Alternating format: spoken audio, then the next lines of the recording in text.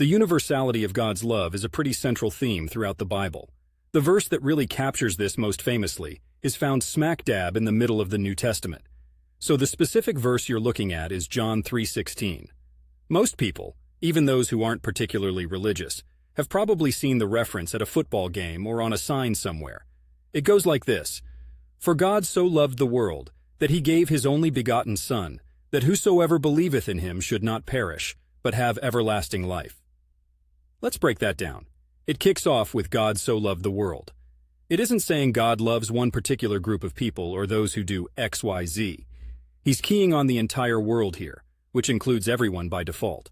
John 3:16 is nestled in the New Testament's Gospel according to John, where it conveys the core message of Christianity, that God's love is so immense that he sacrificed his only Son for the salvation of humanity. It's essentially the cornerstone informing the belief that God's love isn't selective, it's all-encompassing.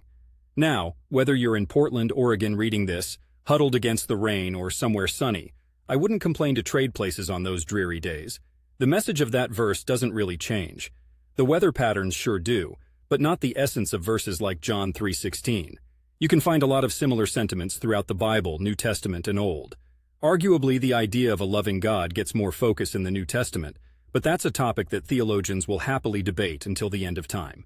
In any case, if you're interested in the biblical perspective on God's love, I'd recommend grabbing a modern translation and diving in. Some of those old-fashioned King James verses can be as hard to understand as Shakespeare for the uninitiated.